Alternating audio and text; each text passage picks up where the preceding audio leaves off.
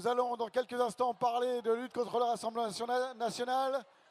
Nous aurons aussi l'ambassadrice de Palestine en France qui sera avec nous pour parler de Gaza tout à l'heure. Et puis, nous, ce soir, l'émission Backseat sera en direct de la Fête de l'Humanité avec Fabien Gay et Sophie Binet, la secrétaire générale de la CGT. Mais tout de suite, nous allons passer à la deuxième partie du débat pour ceux qui étaient là hier. Défaire le RN, puisque la lutte contre l'extrême droite est une lutte fondamentale pour le journal L'Humanité et pour la gauche en général.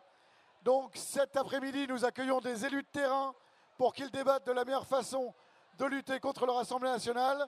J'accueille donc Raphaël Arnaud, qui est député France Insoumise,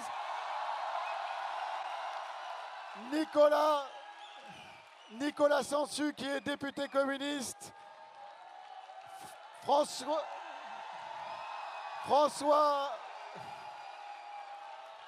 Ruffin, qui est député Picardie Debout, et Marie Pochon, qui est députée écologiste. Marie Pochon, s'il vous plaît, accueillez Marie Pochon dignement. Désolé Marie Pochon. Un débat animé par Anthony Cortès du service politique de l'Humanité.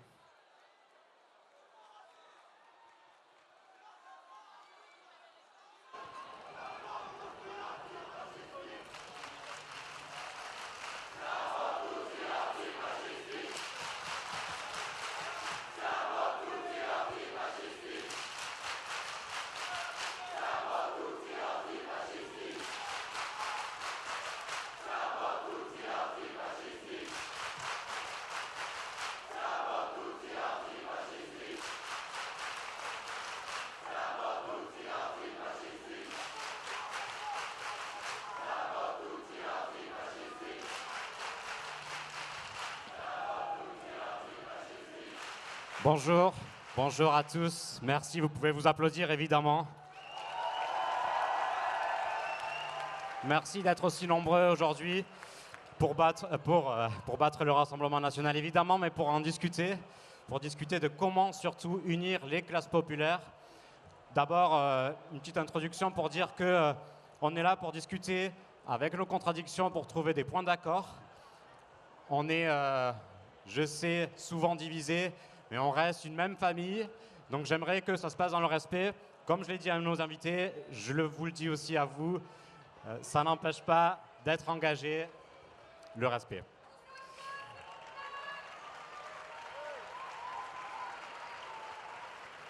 Alors j'ai à mes côtés Marie Pochon. Marie Pochon, vous êtes députée écologiste de la Drôme, réélue face à un candidat de l'Alliance RN Ciotti. Ça s'applaudit, ça aussi.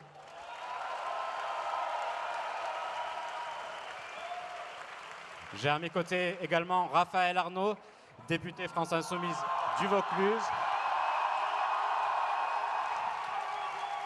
élu face à un candidat Rassemblement national et qui est l'un des rares candidats à avoir ravi une circonscription au Rassemblement national.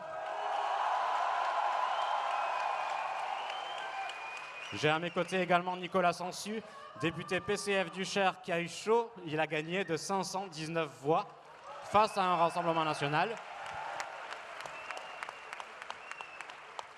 Et s'il vous plaît, j'aimerais vraiment qu'on applaudisse François Ruffin parce que gagner dans la Somme, ce n'est pas rien. Et c'est une immense victoire pour la gauche.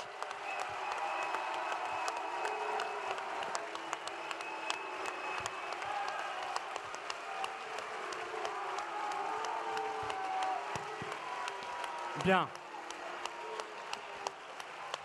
On va quand même commencer à répondre à des questions.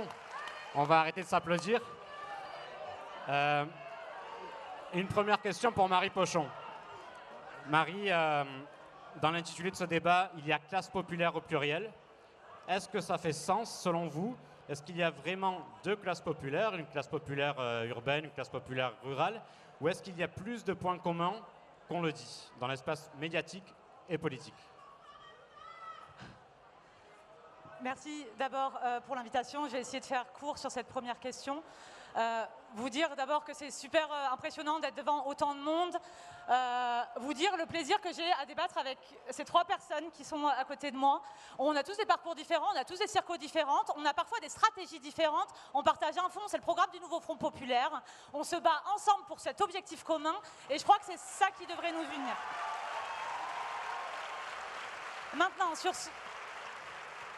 bien évidemment qu'il y a des différences de sociologie, bien évidemment qu'il y a des différences de vécu entre les territoires ruraux et des territoires de périphérie urbaine ou des centres-villes, bien évidemment. Moi, je suis élue sur une circonscription qui est de très grande ruralité, 240 communes, très enclavées dans les montagnes du Vercors, des Baronnies, pour ceux qui connaissent dans la Drôme. C'est un territoire magnifique, c'est un territoire aussi qui vit beaucoup de difficultés. Les gens qui y habitent vivent beaucoup de difficultés en matière de désertification médicale, en matière d'écoles qui ferment, en matière d'accès aux services publics. Alors certes, on a des France Services qui s'installent un petit peu partout, mais c'est souvent des associations ou les communes qui les portent et l'État s'est totalement désengagé de ces espaces France Services. On a des soucis en matière d'accès à la culture, on a des soucis également en termes de mobilité, et c'est peut-être ça l'aspect central. Aujourd'hui, à peu près 80-85% des gens sur mon territoire utilisent la bagnole tous les jours pour aller au travail, et c'est une dépendance absolument terrible, alors que 40 ans, 50 ans de politique publique n'ont fait que construire du tout voiture absolument partout, quand on a 10 à 15% des gens qui n'ont pas le permis. On a sans doute encore plus de personnes qui n'ont pas les moyens aujourd'hui ni de se payer une bagnole, ni de se payer les frais du carburant. Je ne compte pas les 2 millions aujourd'hui de voitures qui circulent sur les routes de France sans contrôle technique parce que les gens n'ont absolument pas les moyens de se le payer. La crise sociale que nous sommes en train de vivre creuse encore plus une forme de fracture territoriale qui peut exister. Par contre, là où je veux en venir, c'est que ces inégalités, cette fracture-là, elle existe de manière commune également avec des quartiers populaires, avec des territoires périphériques des centres-villes, où on constate le même désinvestissement en matière de services publics. On constate les mêmes sujets de désertification médicale. Aujourd'hui, c'est à peu près 95% du territoire national qui est un désert médical. Donc, ce n'est pas seulement les campagnes et ce n'est pas seulement les quartiers populaires, mais c'est des combats en tout cas qui nous sont communs. Ce que je voulais dire de ce qui est commun également sur ces différentes sociologies, mais c'est compliqué à résumer. Les classes populaires dans leur ensemble, c'est plus de la moitié de la population active. C'est des salariés qui sont généralement des salariés qui vont être sans perspective dans leur entreprise, qui vont être généralement assez mal rémunérés. Souvent, ce sont des femmes. Et là, je pense qu'en termes de politique publique, nous, en tant que députés du Nouveau Front Populaire, devons porter, c'est d'abord avoir un focus sur cette moitié de la population dont on parle assez peu en vérité quand on parle des classes populaires, qu'elles soient rurales, qu'elles soient urbaines, mais 50% d'entre eux sont des femmes. Et ça, je pense que c'est absolument essentiel.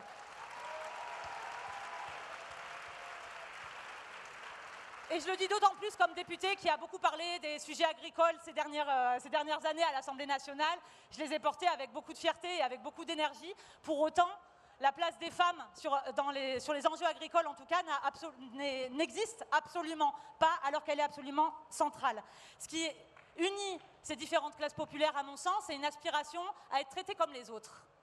Et je pense que moi je l'ai beaucoup lu dans les doléances du grand débat national, notamment sur lesquelles on a pas mal travaillé avec pas mal de députés d'ailleurs, de tous les camps républicains de l'Assemblée nationale. On va chercher à les publier, à les restituer, ces doléances, parce qu'elles disent beaucoup de cette aspiration à être traitées comme les autres, tout simplement, et avec dignité.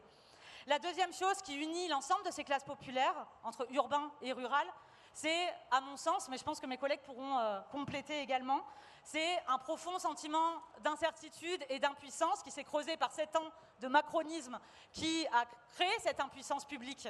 C'est-à-dire qu'on laisse faire les marchés, on laisse faire la désindustrialisation, on laisse faire les changements climatiques, on laisse faire tout cela et on creuse un sentiment d'impuissance comme si on ne pouvait absolument rien faire, comme si la politique ne pouvait rien régler. Et je crois que c'est là notre enjeu à faire en commun. Je crois que c'est là l'enjeu même du Nouveau Front Populaire dans son ensemble, c'est de pouvoir montrer que, en fait, la politique, ça peut tout changer. Et voilà pour mon premier point. Merci Marie.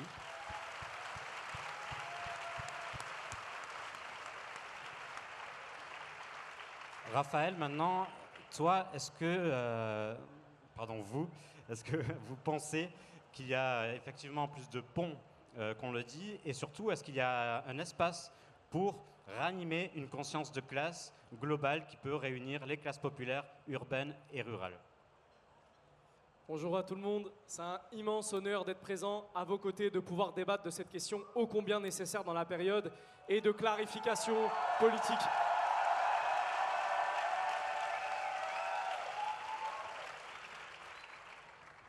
J'aimerais bien commencer le débat ou cette table ronde par autre chose, mais le fait est, on a entendu voilà, la colère qui s'est exprimée de la part de certaines personnes ici dans la salle, notamment parce que François, récemment, tu es allé sur BFM et je te le dis avec la plus grande sincérité militante que je peux avoir, tu as blessé énormément de camarades, notamment la jeunesse qui s'est mobilisée lors de ces dernières élections. Et si je dis ça, attention, si je dis ça, c'est pas seulement pour s'en prendre à la personne qui est François Ruffin, là n'est pas le problème. C'est pour pointer le problème de ce que ça voulait dire politiquement, et notamment de la question antiraciste, qui va être centrale dans la période, et j'espère que toutes et tous, vous en avez confiance, parce qu'on va affronter une période, et on l'a vu déjà, où les classes possédantes, la bourgeoisie, est en train d'imposer un agenda raciste, et que si on esquive cette question, on est mort. On est mort. Et je pense, camarades, que l'électoralisme qui a pu traverser nombre de nos organisations politiques, l'électoralisme, vous savez, qui, pour moi, freine nos idées, freine nos programmes politiques. Parce que moi, quand j'ai débarqué, par exemple, sur le Vaucluse, très rapidement, j'aurais pu me mettre à me dire « c'est le RN, ça vote RN à plein pot ». Il va falloir que j'adapte un peu mon discours, que je ne sois pas trop radical et compagnie, et blablabla, tout ce qu'on nous chante sans arrêt dans les médias. Eh bien, on n'a pas pris la chose comme ça, parce que peut-être que je suis un militant de terrain et que j'en ai rien à faire de ce que racontent BFM et CNews. Voilà ce qui s'est passé. Et derrière, sur la circonscription, pourquoi est-ce que je m'attarde sur cette victoire? C'est parce que la victoire, elle ne s'est pas jouée à 100, 200 voix. On lui a mis 4000 voix dans la tronche à la députée RN sortante. On l'a ratatinée. Voilà pourquoi est-ce qu'on doit être fier de ce qu'on a accompli durant cette campagne. Et je te le dis, François, encore une fois, tu as blessé nombre de camarades. Et surtout, je pense que tu es dans la faute politique à ce moment-là. Parce que, s'il vous plaît, le but est à l'échange. Je pense que tu as été dans la faute politique dans le sens où diviser les classes populaires entre elles n'est pas la bonne façon d'entrevoir la période politique. Et je tiens à rappeler, sur cette histoire de conscience de classe,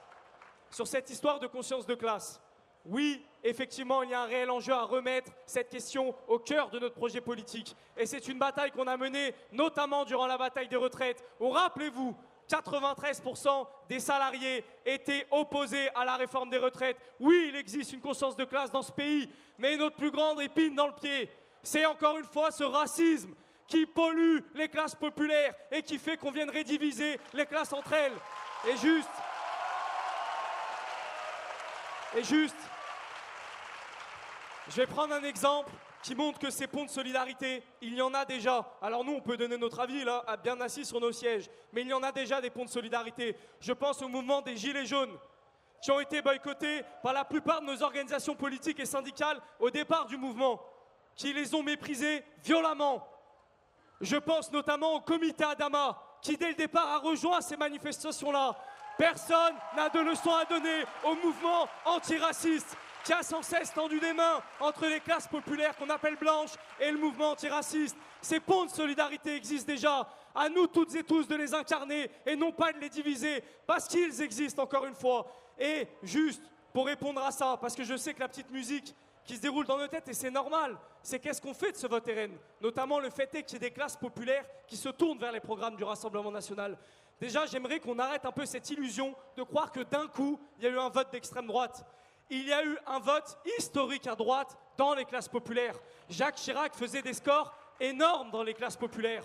La droite a toujours fait des scores dans les classes populaires. Ça n'empêche pas qu'ils le faisaient par un vote de classe, là n'est pas la question. Le fait est, c'est que les classes dirigeantes aujourd'hui se sont radicalisées encore une fois, et toujours plus. Et donc oui, ce vote de droite, qui historiquement était de droite, se radicalise et donc se tourne vers l'extrême droite. Ça n'empêche pas qu'il peut y avoir certaines personnes qui votaient à gauche, qui votent aujourd'hui RN, mais ça reste minoritaire. Donc bien prendre en compte cette question-là.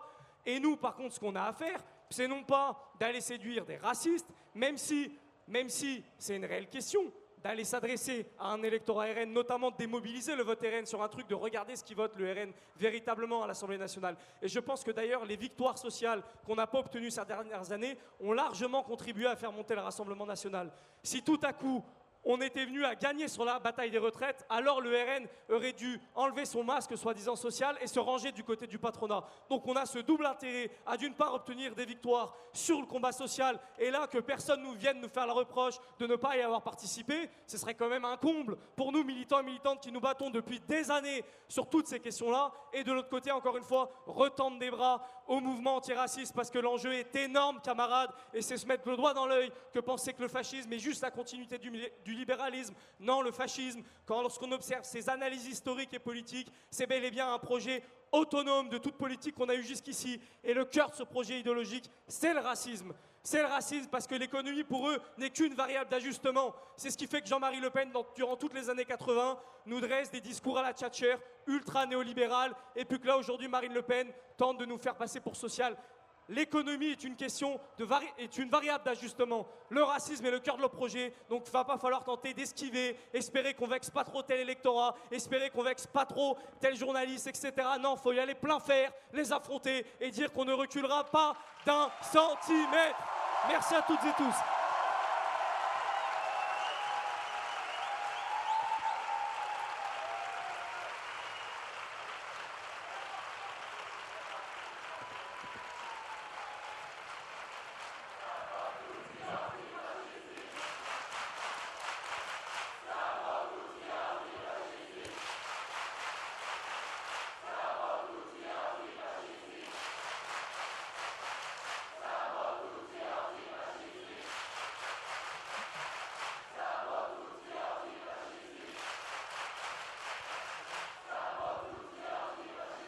Merci.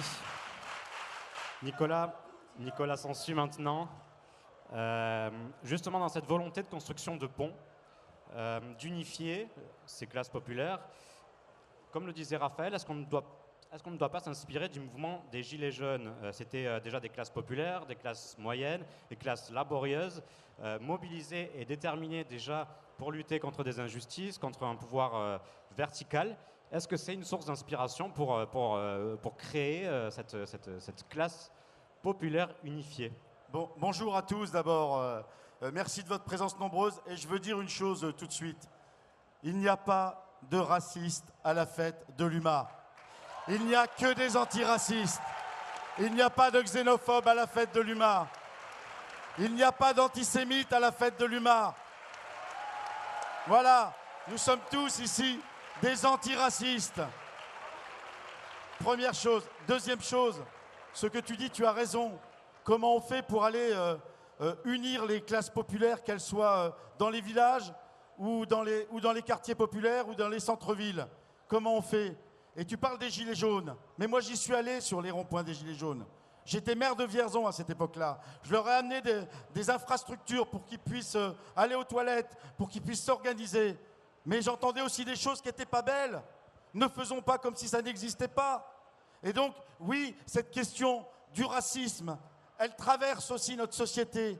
Elle traverse notre société et elle joue aujourd'hui contre le camp des travailleurs, contre le camp des salariés, contre celles et ceux qui veulent changer la vie. On en est tous persuadés de cela. Et après, il y a quand même des chiffres et des réalités. Et donc, il faut qu'on s'y attaque.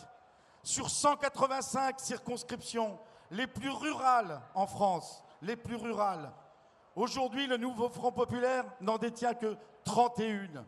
31. Marie en fait partie, François aussi, et moi aussi. 31. En 2022, c'était plus de 50. En 2012, alors vous allez me dire, c'était le Parti socialiste, c'était 103. 103. Voilà, il y a une perte quand même dans les circonscriptions rurales sur laquelle on ne peut pas faire l'impasse aujourd'hui. On ne peut pas faire l'impasse. Je vais vous donner l'exemple de ma circonscription, Vierzon-Bourges. En 1995, sur une élection présidentielle, cette circonscription était la 158e à gauche. 158 sur 577. En 2024, aux européennes, on est 450e sur 577. Ça veut dire que la gauche a perdu des votes et que des votes sont allés ailleurs. Et ce n'est pas la peine de se mettre un mouchoir devant les yeux. Il y a une réalité qu'il faut affronter, mes chers camarades. Et donc, dans ce cadre-là, qu'est-ce qui nous unit? Qu'est-ce qui fait France en commun? C'est ça la seule question. Parce que la personne du village de 200 habitants, comme celle des quartiers populaires de Bourges, Chancellerie, qui est dans ma circonscription, si elle est au RSA, elle ne peut pas remplir le frigo. Elle ne peut pas remplir le frigo. Parce que le retraité ou le retraitable qui a 62 ans, qu'il habite dans un quartier de Vierzon ou de Bourges, ou qu'il habite dans un bourg ou un village, il ne peut pas partir à cause de la loi qui a été imposée par Macron. Voilà, c'est ça la réalité. Alors oui, il faut évidemment s'inspirer de ce qu'ont fait les Gilets jaunes, bien entendu, parce que c'était le peuple qui s'était levé. Mais il faut aussi que nous puissions faire France en commun. Et moi, je peux vous dire que, rappelez-vous, tu parles des Gilets jaunes, tu en as parlé, Raphaël. Moi, j'ai vu un très beau film sur les Gilets jaunes et je ne l'oublie pas. Et oui, je veux du soleil.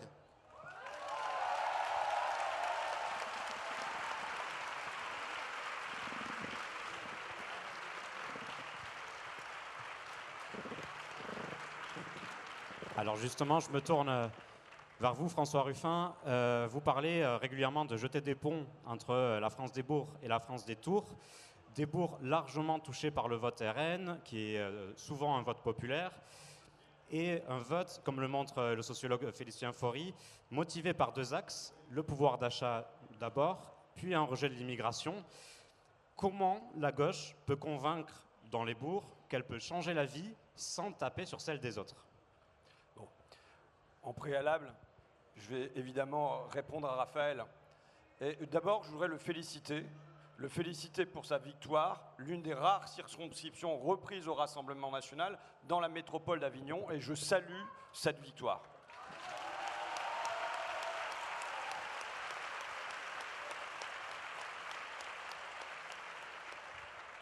Ensuite, la fête de l'UMA, c'est un peu une fête de famille. C'est la famille de la gauche qui est là.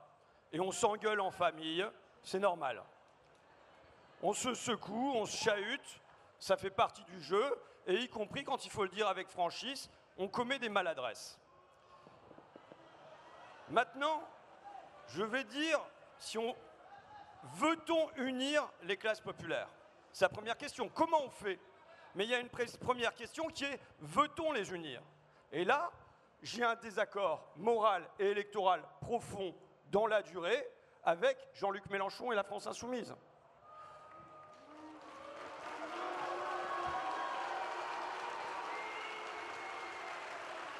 S'il vous plaît, on s'écoute. S'il vous plaît. On se met les choses sur la table. Quand, la semaine dernière, Jean-Luc Mélenchon dit « Il faut tout faire pour la jeunesse et les quartiers populaires, le reste, on laisse tomber, c'est perdre son temps », qui ici est d'accord avec cette ligne-là? Levez les mains. OK? Levez les mains qu'on fasse un sondage. Voilà. OK, il y en a quelques-unes. Il y a quelques mains qui se lèvent pour approuver la ligne stratégique de Jean-Luc Mélenchon et de la France insoumise depuis 2 ans maintenant. Vous pouvez me huer, mais vous savez, j'entends, je mens, d'accord? J'entends, je mens. Je vous dis, en 2022, au lendemain de l'élection législative, alors que jusqu'alors, dans ma Picardie, il y avait 0 député Rassemblement national. Là, il y en avait 8. Tous les Hauts-de-France, le Nord-Pas-de-Calais étaient contaminés. Le Midi Rouge basculé à l'extrême droite. Le Médoc, des terres ouvrières, populaires, qui ont envoyé des députés socialistes et communistes pendant un siècle à l'Assemblée nationale, y compris les années de défaite, que nous dit Jean-Luc Mélenchon? Il nous dit que ce sont des territoires qui n'ont jamais accepté la démocratie ni la République, et il ajoute que pour désallier l'Allemagne, il a fallu 25 ans, et bien là, ça sera pareil. Vous pouvez me huer, je le dis. Moi, j'ai une immense sympathie pour Raphaël Arnaud. J'ai de l'affection pour Jean-Luc Mélenchon, dont je considère qu'il est l'homme qui a remis la gauche debout et qui l'a remis debout sur ses deux jambes. Maintenant, il y a un choix stratégique pour nous.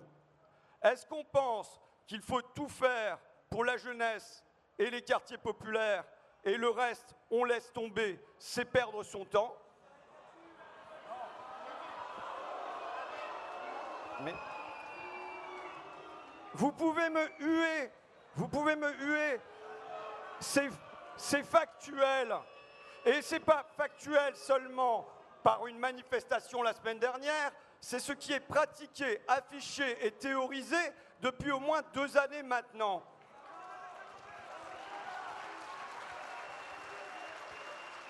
Et c'est un choix, je peux être minoritaire ici, mais c'est un choix que je considère comme suicidaire. C'est un choix qui ne nous permet pas d'être majoritaire. Et je le pense, c'est un choix de l'abandon, c'est un choix de la défaite. Pour moi, je pense que il nous faut tout faire pour toutes les classes populaires, qu'il s'agisse des quartiers populaires ou des campagnes populaires.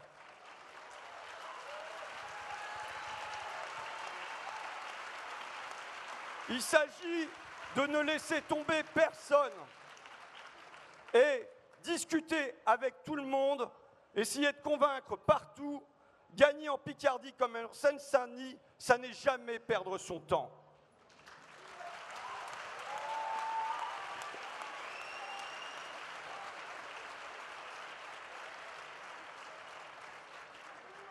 Je dis qu'il y a là un désaccord moral. François Hollande disait « Perdre les ouvriers, ce n'est pas grave ».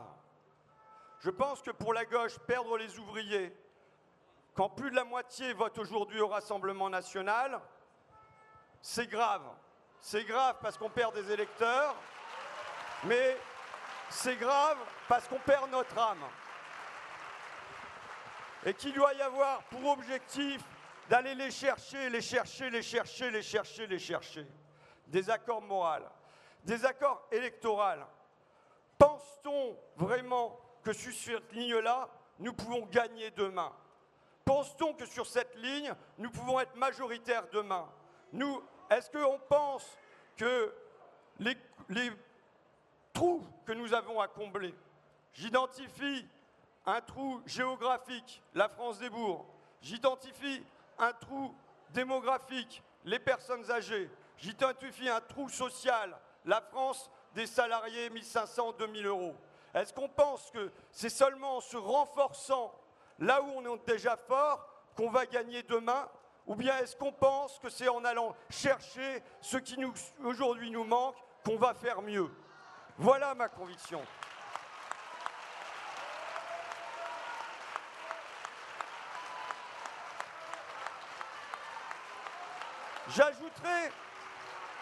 J'ajouterai enfin le danger.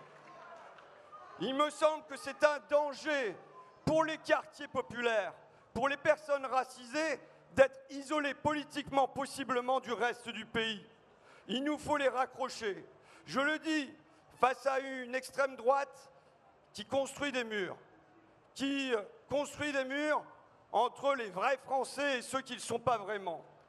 Une extrême droite qui construit des murs entre une vraie France des clochers et une fausse France des quartiers. Le rôle de la gauche est de tout faire pour détruire ces murs et pour construire des ponts plutôt que pour se bâtir une forteresse.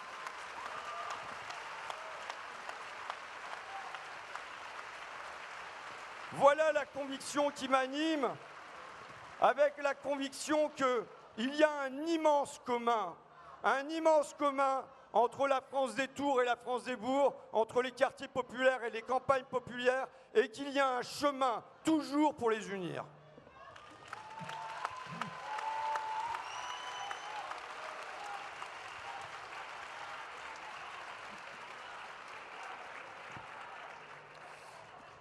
Marie, justement sur le même sujet, on a parlé du fait d'aller chercher ou pas, de la possibilité ou pas d'aller conquérir, d'aller récupérer les électeurs de classe populaire qui ont donné leur voix au Rassemblement national, mais peut-être se pencher sur les abstentionnistes aussi. Il y a une manne électorale incroyable de ce côté-là, et quand on s'intéresse par exemple aux travaux de Vincent Tibéry, on voit que les abstentionnistes sont plus progressistes qu'on ne le dit. Ils sont pour un État protecteur, un État redistributeur.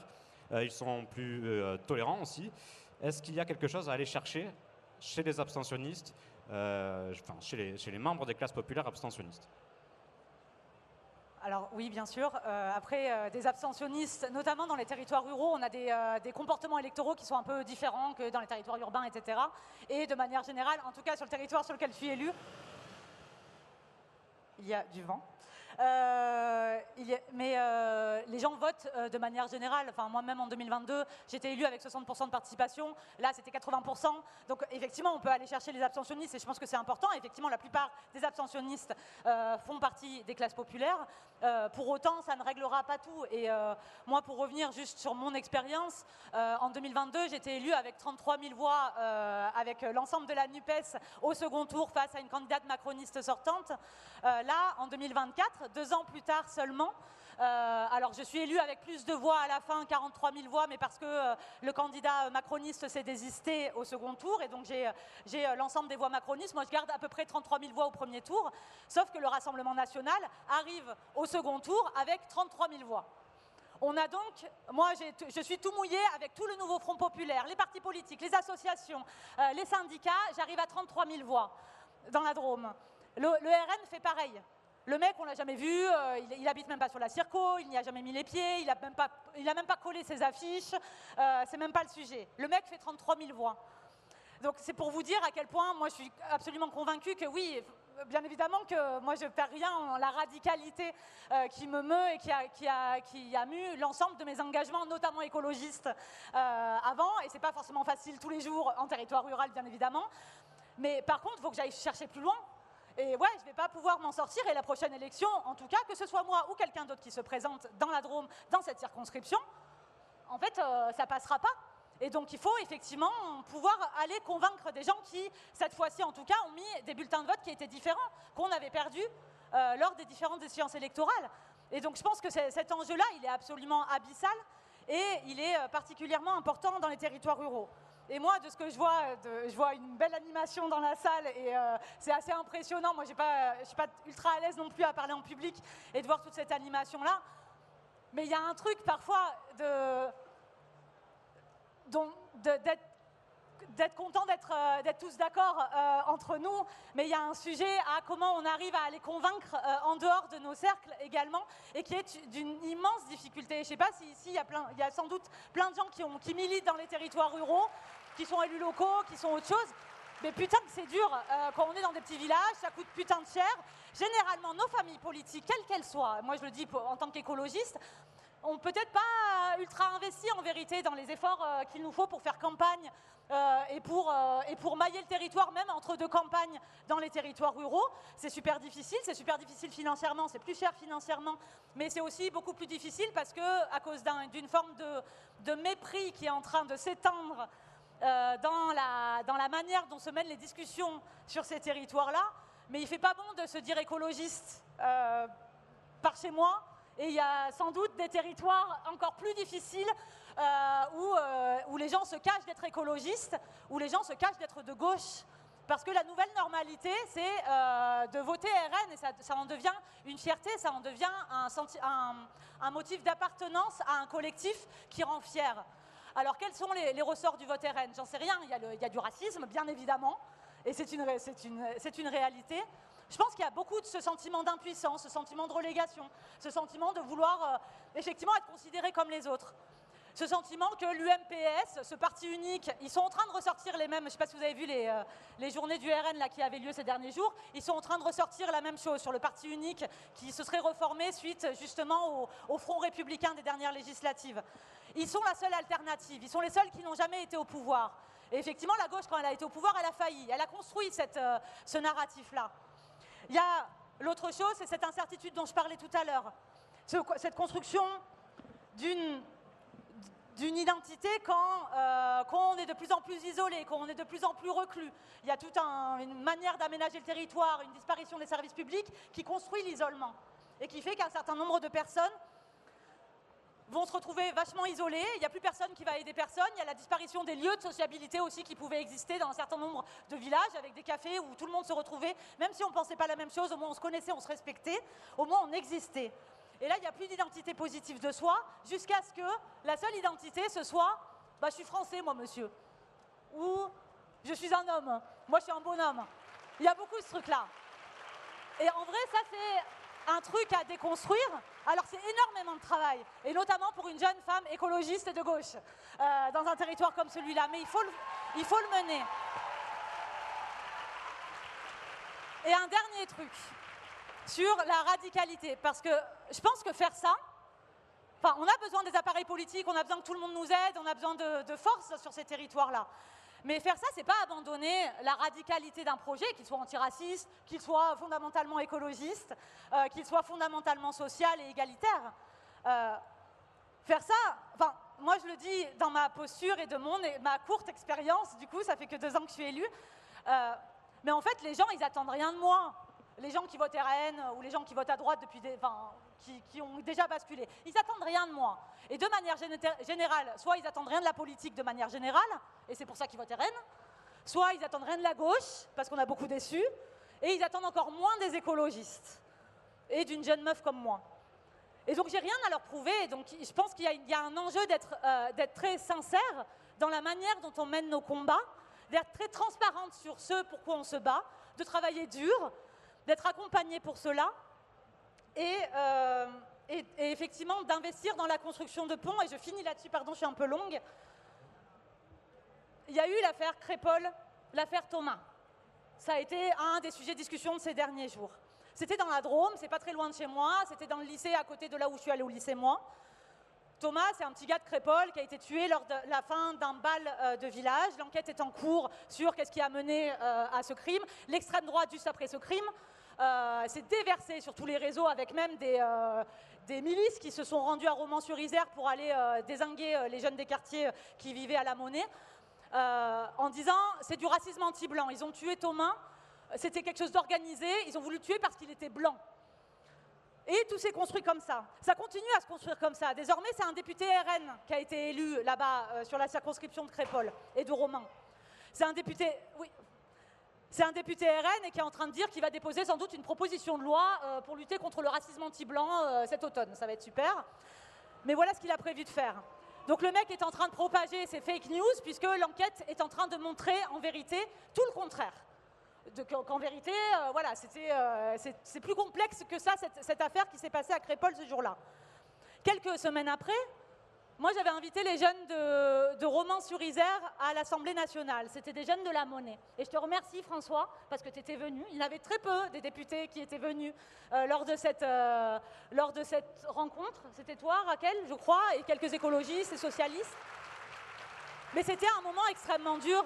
Et ces jeunes de Romans, tout comme les jeunes de Crépol, en vérité, ils vivent une dislocation de leur rapport à ce qu'est la nation, à ce qu'est notre communauté nationale, ce qu'on devrait vivre ensemble, qui est juste énorme. Les deux vivent une dislocation qui est un petit peu différente.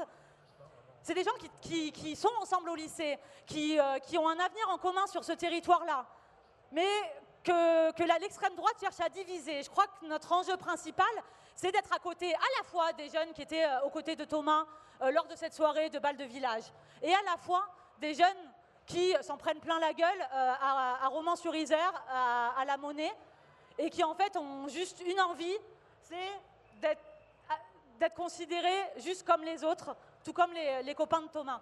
Et je pense que ce sujet-là, il faut qu'on le porte radicalement à gauche. Et à ce moment-là, on ne l'a pas porté. Et ça, je pense, et ça, c'est toute la gauche qui ne l'a pas porté. Et je pense qu'il faut effectivement que... Enfin, c'est un enjeu.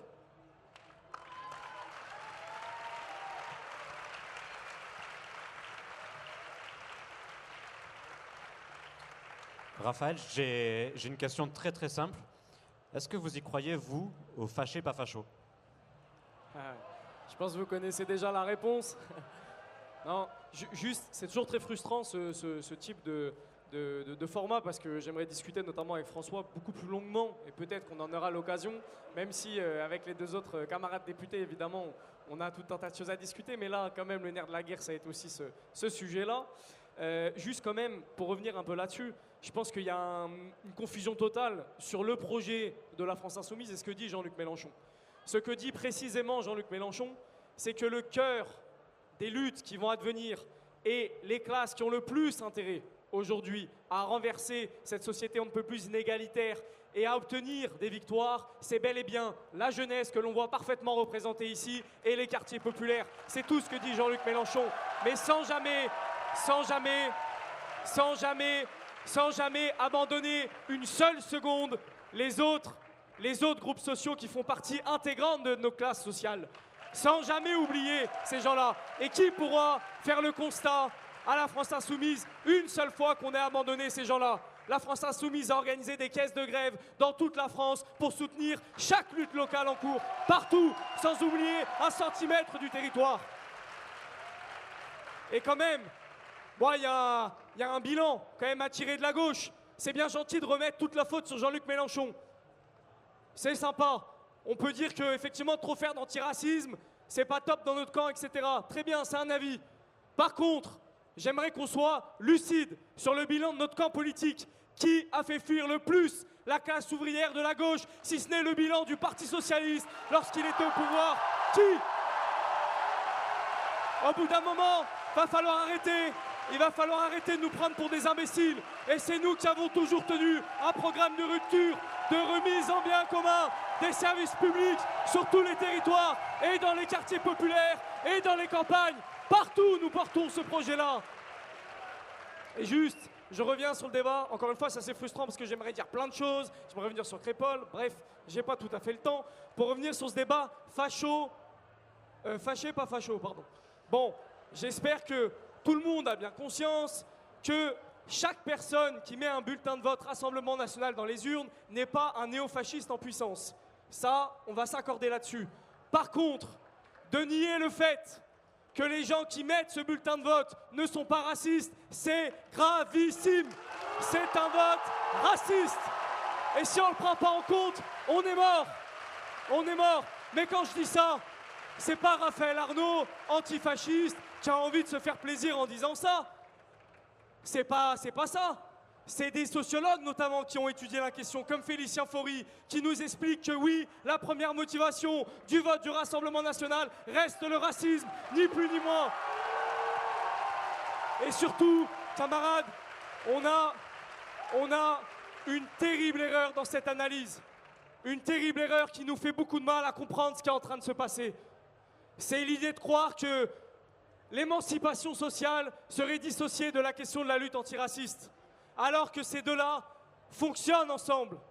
Le racisme fonctionne avec cette idée-là de faire mal aux classes populaires. Et les personnes qui subissent le racisme le subissent aussi pour des questions économiques et d'exploitation.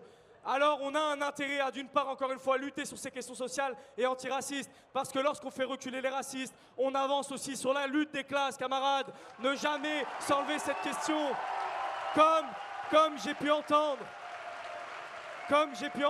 durant la campagne, et aussi de la part de camarades bienveillants, de la part de la camarade bienveillante qui me disait: Raphaël, fais attention, bon, les tatouages, les boucles d'oreilles, machin, j'ai tout entendu, mais c'est pas grave.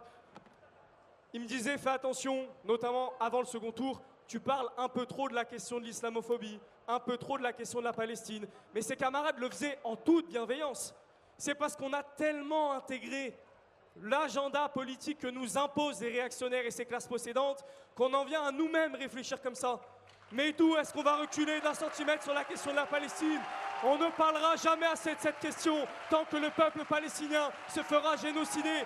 Et je fais partie...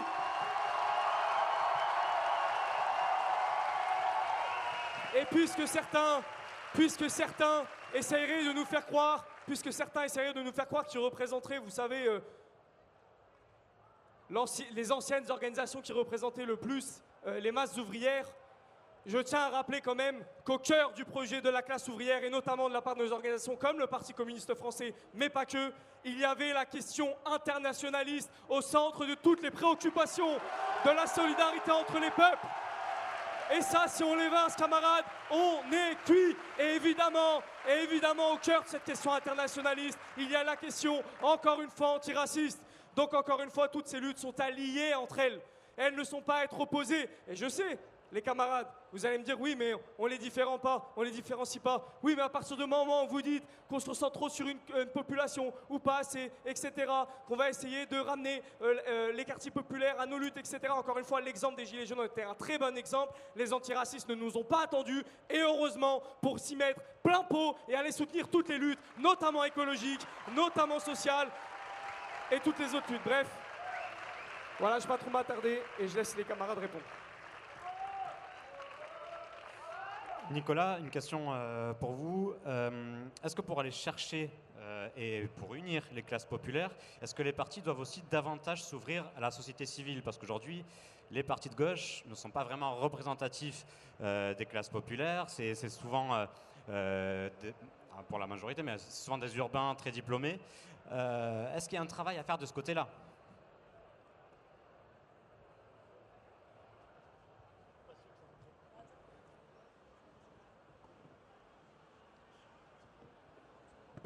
C'est bon là? Ça marche? Ouais.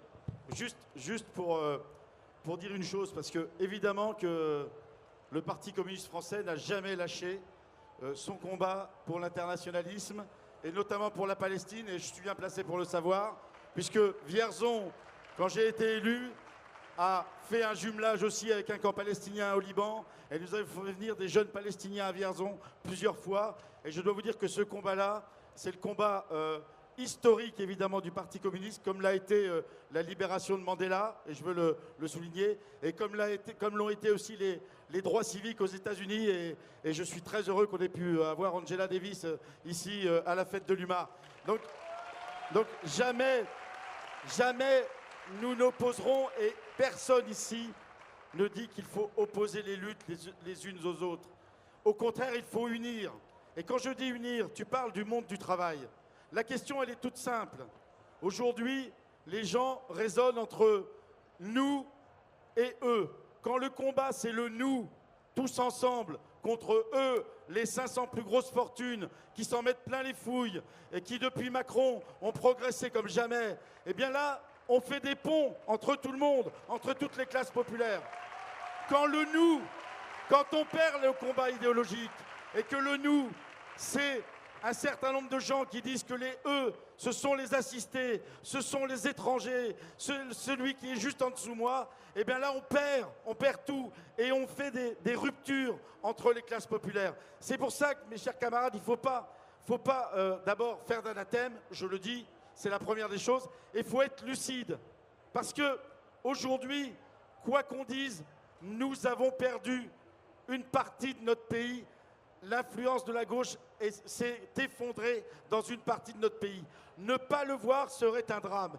Et dans tous les territoires désindustrialisés, comme on dit, c'est pas très beau, mais désindustrialisés, comme Vierzon, comme Flic Secours, comme d'autres, mais nous avons subi parce que nous avons perdu la bataille idéologique.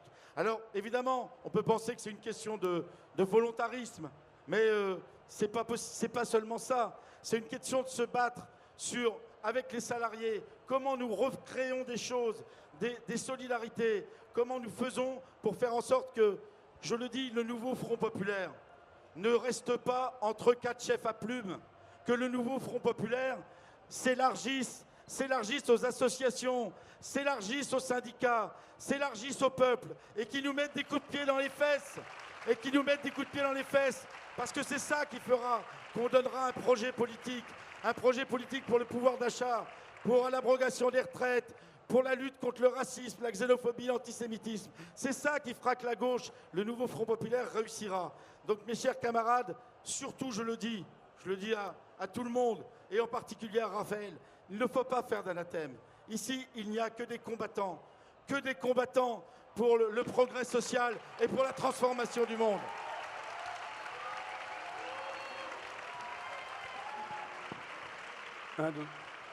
Alors, François, est-ce que la gauche doit travailler également sur son implantation? J'étais à Flixcourt pour votre rentrée politique. Vous appeliez les militants à s'engager dans les clubs de foot, dans les assos, pour ne pas arriver aux élections ni vues ni connues, pour que la gauche n'arrive pas aux élections ni vues ni connues. Ça rappelle un petit peu le maillage communiste d'antan. Est-ce qu'on peut encore y parvenir et comment surtout? Je vais répondre à cette question rapidement et puis je vais en venir à la suite du débat avec Raphaël. Non mais la gauche a perdu, ne propose pas un discours qui parle à tout le pays aujourd'hui. Ça c'est une chose et donc il y a à changer le discours par le haut. Et si on ne change pas ce discours par le haut, on ne va pas y arriver seulement par le bas. Mais il y a à changer, à se réimplanter par le bas. C'est-à-dire quoi? C'est-à-dire qu'auparavant, dans les villages, il y avait au moins une ou deux figures très clairement identifiées à gauche, portant les valeurs de gauche. Il y avait l'instituteur, l'institutrice, qui était aussi secrétaire de mairie, et il y avait le cheminot, président du club de foot. Voilà. Ben, évidemment, quand il y a quelques repères qui sont posés comme ça dans un village, ça sert d'obstacle, ça vient recadrer le débat et ainsi de suite. Donc c'est quelque chose d'essentiel. Maintenant, je vous le dis, moi je m'adresse à vous ici avec gravité. Je le disais le 7 juillet au soir, lors de ma victoire, et je mets énormément de guillemets à ce mot victoire, à Flixcourt. Nous avons obtenu un sursis, nous avons obtenu un répit, nous avons obtenu une dernière chance pour la France, mais pas plus. La lame de fond en faveur du Rassemblement national, elle ne s'est pas arrêtée le 7 juillet au soir, elle se poursuit. Ils ne sont plus à une marche du pouvoir, ils sont à une demi-marche du pouvoir. Et donc du coup, ça doit nous demander du sang-froid pour se demander quelle est la meilleure stratégie pour avancer. Et je ne recherche pas les applaudissements. L'antiracisme de terrain, il est évident et permanent comme quand on est dans un coin comme le mien. C'est quoi? Quand on défend les usines de Picardie, on sait que bon nombre d'ouvriers qui sont touchés sont des racisés. Et on mène le combat aux côtés de Samir Ben Yahya, délégué CFDT de chez Metex. On sauve l'usine, et je le dis parce que demain, si le Rassemblement national est au pouvoir, Samir Ben Yahya, franco-marocain, ne sera plus autorisé à avoir des mandats syndicaux. Ils voudront les lui interdire.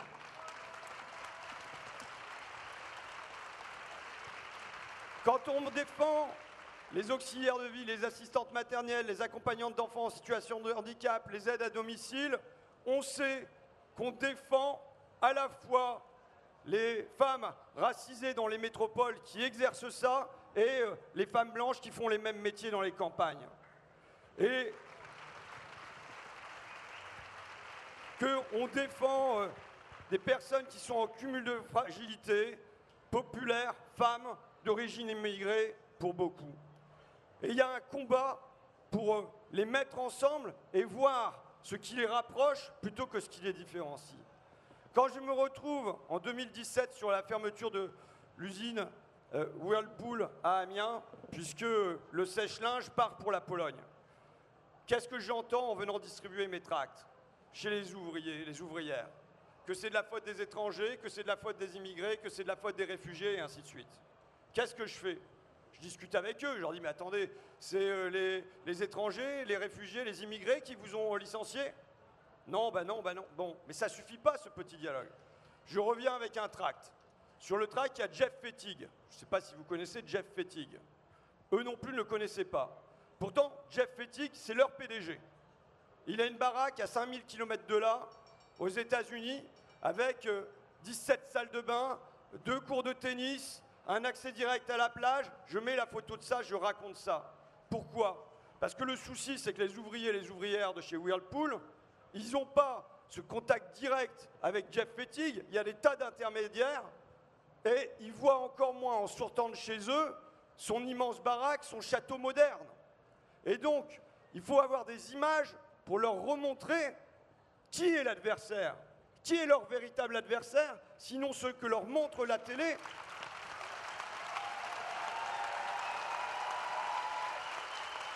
Bon, ça se réchauffe. Sinon, ce que leur montre la télé, c'est que l'adversaire, c'est le réfugié, c'est l'immigré, c'est l'étranger. Et évidemment, il faut se bagarrer contre cette division, soit horizontale, soit même aller regarder en dessous qui est plus malheureux de toi et en faire la cause de ton malheur. Il faut lui proposer une autre cause à ce malheur. Et évidemment, venir répéter que dans le classement de Challenge, né en 1996, à l'époque, les 500 premières fortunes françaises équivalaient à 5% du PIB, qu'à l'arrivée d'Emmanuel Macron, c'est 20%, et qu'on a aujourd'hui dépassé les 40%, quand on a des salariés qui sont amenés à se rationner et qu'il y a un immense gavage là-haut, oui, je considère que c'est un axe de combat contre le racisme. Sachant que le racisme est à combattre parce que si on veut unir les classes populaires, il est évident que le racisme est un obstacle qui sépare à l'intérieur des classes populaires. Et Marx le disait déjà, puisqu'on est à la fête de l'humain, autant en profiter, Marx le disait déjà quand il montrait que la bourgeoisie installait un conflit entre les ouvriers anglais et les ouvriers irlandais et que le devoir des socialistes était de casser cette barrière entre les ouvriers anglais et les ouvriers irlandais.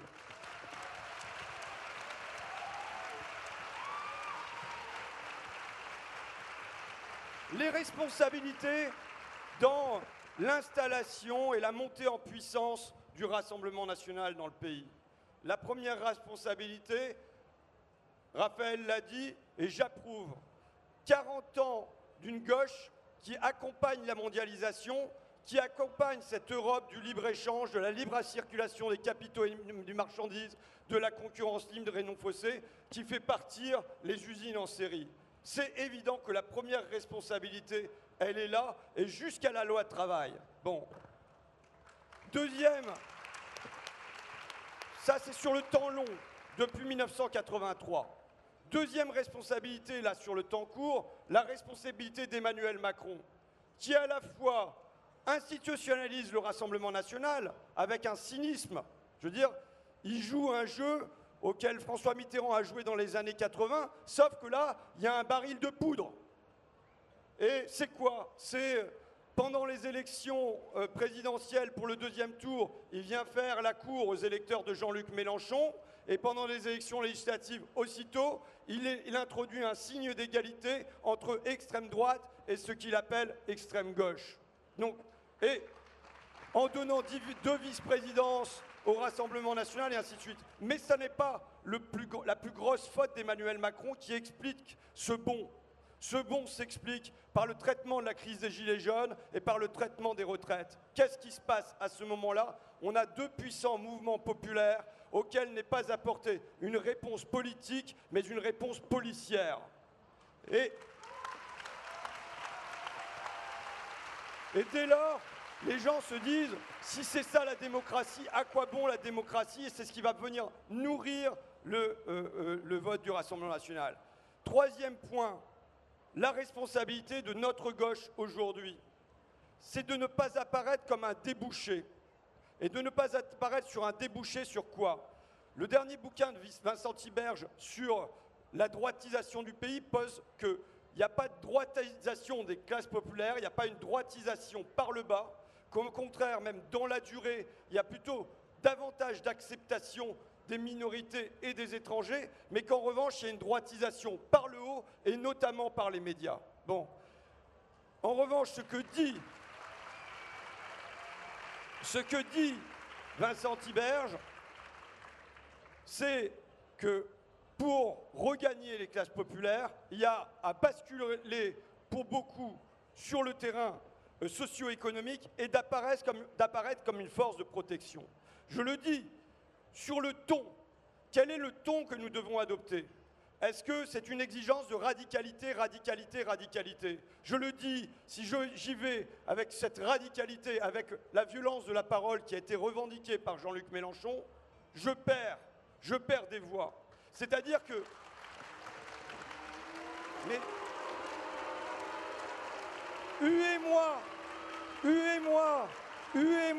d'accord? Mais je parle d'une chose grave, c'est quels sont les choix qu'on doit faire pour gagner face au Rassemblement national. Et je le dis, que la même chose peut être présentée sur le ton de la radicalité ou sur le plan de décence et du bon sens. Moi, quand je dis qu'il faut taxer les super profits, ça va de soi, c'est de l'ordre de la décence et du bon sens. Dans ma campagne, j'ai posé la fin des contrôles d'identité. Non pas un récépissé, mais la fin des contrôles d'identité. Je ne l'ai pas posé comme une mesure de radicalité, je l'ai posé comme une mesure de décence et de bon sens quand aucun délit n'est constaté. Donc, nous avons des choix à faire, nous avons des choix stratégiques à faire. Je regrette qu'on n'ait pas un lieu pour faire ça. Il nous faudrait un grand congrès, un grand rassemblement où nos accords et nos désaccords qu'on voit là traverser la salle puissent être posés, débattus et qu'on dépasse la contradiction. Il y a la possibilité d'un dépassement de la contradiction, mais il nous faut des lieux pour poser ces débats.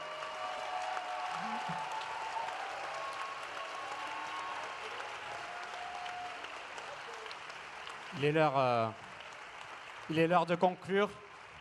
Ce lieu, il existe. Ce lieu, c'est la fête de l'UMA. Donc, merci d'y avoir pris votre part, par vos voix, par vos chants, et surtout par les arguments. Je crois qu'il n'y a que comme ça qu'on préservera l'unité. Et à la fin, c'est nous qu'on va. Et à la fin, c'est nous qu'on va. Merci beaucoup. Merci Anthony. Merci Nicolas Sansu, François Ruffin, Marie Pochon et Raphaël Arnaud. Merci à tous.